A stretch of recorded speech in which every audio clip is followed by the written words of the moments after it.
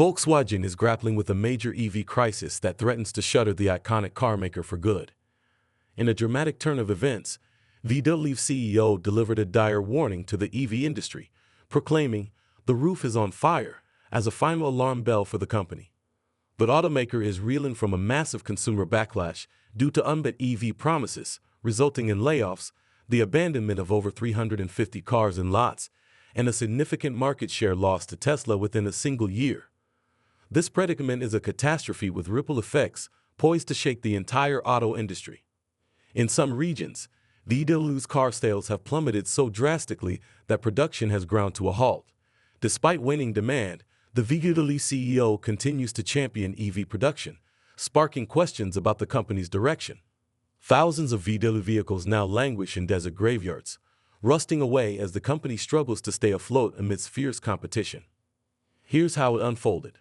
Although Volkswagen is reluctant to bid farewell to combustion engines, it is compelled to manufacture EVs, a dual strategy that is hemorrhaging billions. The automotive world was stunned when VW CEO Thomas Schaefer issued a grave warning to the company's top brass. In a viral address, Schaefer declared, "This is the final wake-up call," signaling an urgent spending freeze. His urgency was palpable as he spoke to over 2,000 senior managers in a tense, hour-long meeting, declaring, "The roof is on fire. We are letting costs spiral out of control in many areas." Volkswagen has emerged as the most heavily indebted company in the world, with a staggering debt of $192 billion. To put this into perspective, this colossal debt is almost equivalent to the entire GDP of nations like South Africa or Hungary. Volkswagen isn't the only German automaker grappling with enormous debt, though. Daimler and BMW, two of Germany's automotive titans, also feature in the top 10 list of the world's most indebted companies, with debts of $151 billion and $114 billion, respectively. With losses from their auto department rising, the situation for VW is only getting worse. In the middle of all this, they even had to leave 350,000 cars in the desert to rust. The challenges VW faces aren't merely internal or operational. The external market dynamics present their own set of hurdles. Despite a 48% year-over-year increase in all-electric vehicle sales, the company's dual focus on EVs and traditional combustion engines is straining its resources. The downturn in sales in China, where VW has to discount many of its most profitable models to remain competitive, only adds to this pressure. They are planning to launch some cheaper models below $25,000, but the overall outlook remains grim.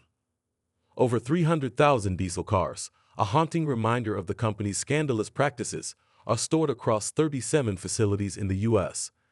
This vast automotive purgatory is the result of Volkswagen's infamous 2015 emission scandal, where the company was found to be using software techniques to cheat emissions tests.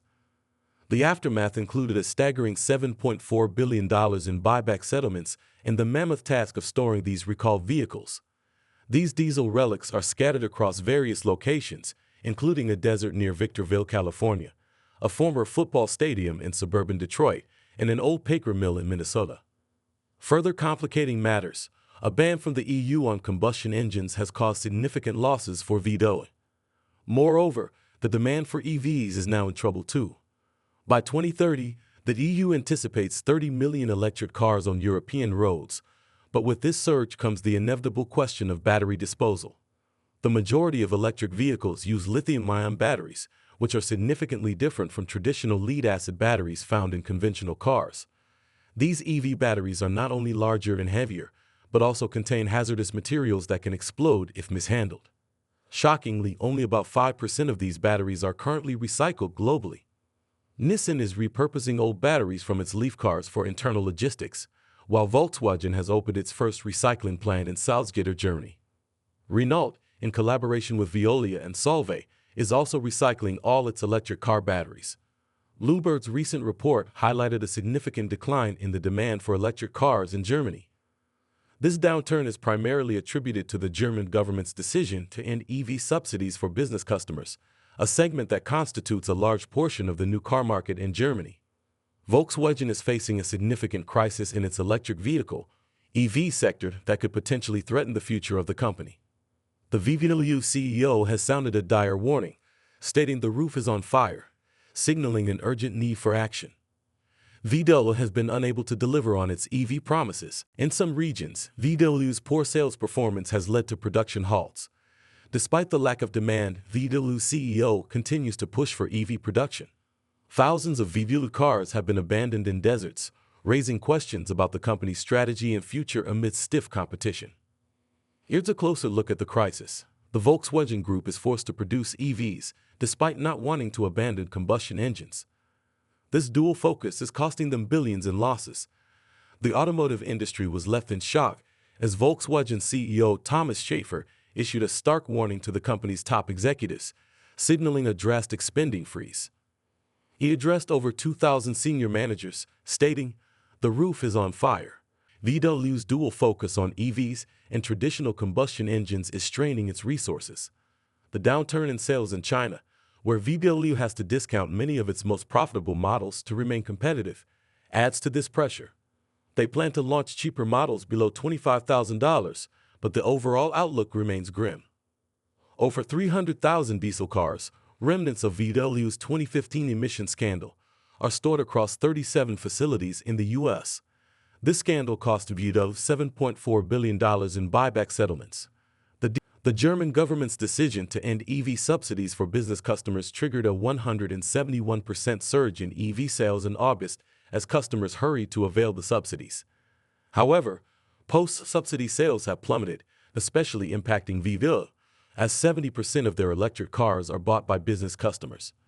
Production of the Volkswagen ID.3 and Cooper-born electric models will be reduced at the Zwickau factory until mid-October, and the assembly of the ID.3 at the Dresden factory will halt for the first 2 weeks of October.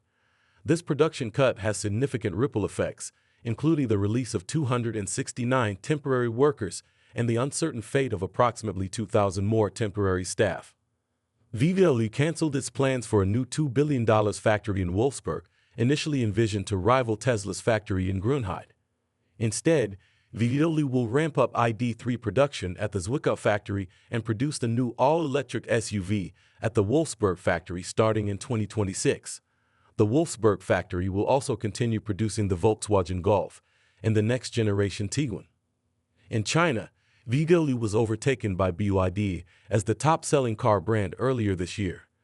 This setback prompted VW to reduce prices of its ID.3 and ID.4 models in the region, further cutting profits. VW's agency model, which restricts dealers from adjusting prices, has also posed challenges. Reports